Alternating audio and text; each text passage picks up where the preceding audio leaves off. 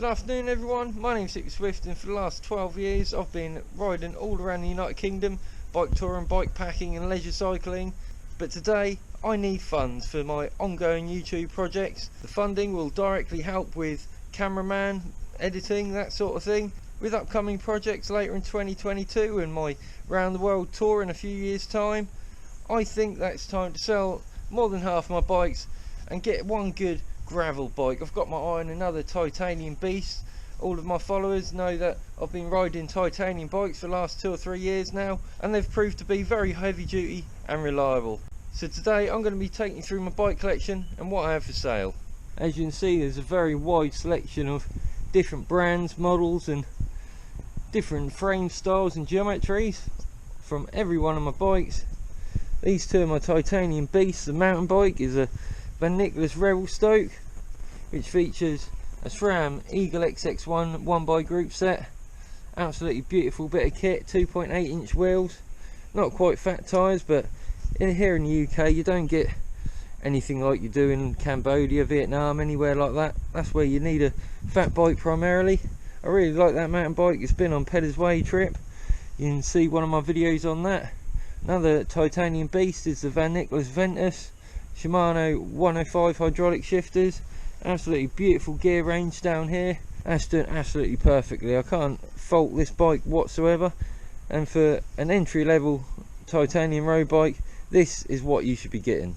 Here you can see my Boardman Team CX bike, which features a hydraulic shifter version of the SRAM rival 1x. That's a really nice gear range. 700C wheels on it with 38mm tyres. That seems to do pretty much great all off-road and on-road, anything I think of. The bike behind there is a Dawes Galaxy Cromo. That's a chromoly steel frame rather than a Reynolds 520 or 853 steel frame. Again, 700C wheels, plenty of mounts on to get all your touring bits and luggage on. It doesn't actually feature a bottle cage mount underneath on that touring bike, but for £900 when they were available, that's a really nice setup. Shimano Sora gears. These are not hydraulic gears or disc brakes, sorry. They're just cable actuated disc brakes, which are really nice. It's been sitting in my shed for quite a while now, so obviously it's got a bit dusty. Behind that is my good old faithful Ridgeback World Journey. It looks a bit sorry for itself now. I've been meaning for the last few years to, I've got some new grip tape to grip all this up, and I need some Shimano Versa STI lever covers, whatever them things are called, just to go back on. I might actually be selling this bike, I'm not too sure. That features a very nice and reliable Shimano Alpine 8-speed hub. Again, you can see it's been sitting in the shed for a few years. The racks are absolutely phenomenal. They're all Tortec and Boyer racks throughout. The front one, as you can see, there's a bit of rust down here where I've used just general steel bolts. And the only thing that's wrong with this is the rear cable has actually snapped, so it needs a new rear cable and a bit of a dust, to be honest, because it's been through the wars, that bike, and it's done incredibly well. Next up we have another 8-speed Shimano Alpine gear hub on this bike. There's a bit of dirt up there where I fixed the puncture last time I was out about 4 years ago. I've had this bike absolutely ages. Again, it's got a Shimano Alpine gear hub and also a Shimano Alpine dynamo at the front, which is connected to both rear and front lights, which also features a nice little USB charger here, and that outputs 5V and 0.5 amps. It's always nice and handy to have dynamo lights. They're Lux 70 Plus AXA lights. For the gear shifting, this has actually been snapped around here. You can see I tightened it up just a tad too much and it snapped there. I'm actually selling this bike, but you can get drop shifters for this, just the same as my other Ridgeback bike.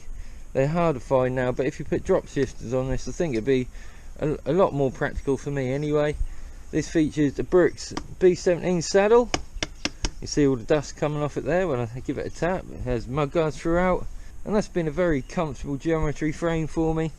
It's actually a little bit small. I think it's a 52cm frame, so we've got an extension up here just to get it right. I haven't cut anything yet, just in case I sold it, which I am, so then you can cut it or lower it down as much as little as you like.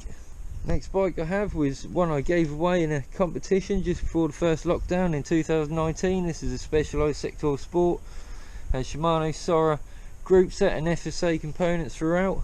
It's a really nice bike, and this is one of the first bikes I saw which featured these Zer inserts. They're see-through, you can see right way through them, and it's a really light and reliable bike. I've been bike packing on this, 700C tyres, a little bit flat now, it's been sitting in my shed, but this one is actually a rim brake version, which is great. It's quite old now, I think it's 2016 model.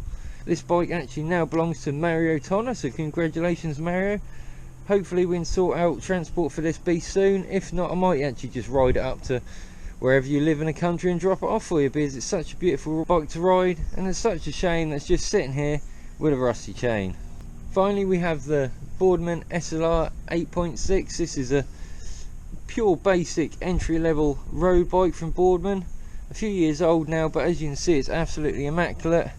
There's not a bit of rust on it. Actually, saying that, you can see just a little bit of surface rust on these little components. There's probably some up here as well, but that's always the case. Only a couple of pounds off eBay. Complete set of new bolts for these from eBay. Again, FSA components throughout, and the shifting is really second to none. It's absolutely flawless. I've had no issue with this. I got this bike and even put a Sally SMP saddle on it, and I haven't actually ridden it much. I'm keeping the saddle, by the way, so if you would like this bike, I'm also selling that. Get in contact with me through the email and description. Again, 700C road wheels and 28mm road tyres. Again, they need pumping up, but other than that, that is a good collection of bikes. So just to clarify what bikes I'm keeping, I'm obviously keeping my titanium Things of Beauty. They're absolutely fantastic rides. I'm keeping my Boardman CX just as a general runaround bike. It's stuck in the one gear like it has been for a number of years now, but that doesn't bother me too much. It's quite flat here in Suffolk. The Dawes Galaxy Cromo, I'm going to be keeping that for now. I might sell it in a couple of years time if I need more funding for my round the world trip, but we'll see what that's like when we get there. Another thing I've got on most of my bikes are bar end lights. These are really handy for drivers pulling out from junctions or anything at night. They can see you a bit more clearly, a bit more visibility from different angles. It helps keep you safe while on the road. Next up is my Ridgeback World Journey. I will be selling this, unfortunately. You can see it looks a bit of a mess, it's a bit tatty, but with a new cable I'm going to supply you with new grip tape, obviously fake leather brown suede or whatever they're made out of. I'm going to be supplying that to you, so all you need to find is some more hood covers and probably a new seat. Gears work absolutely flawlessly. This has just been sitting in the shed next to the window, that's why it's all sun damaged and stuff. Same with the seat, you might want to change that. I haven't got a spare one, unfortunately, and you wouldn't oh, look at that, you wouldn't want to sit on that, would you? It's full of water. Don't know how it got water in there.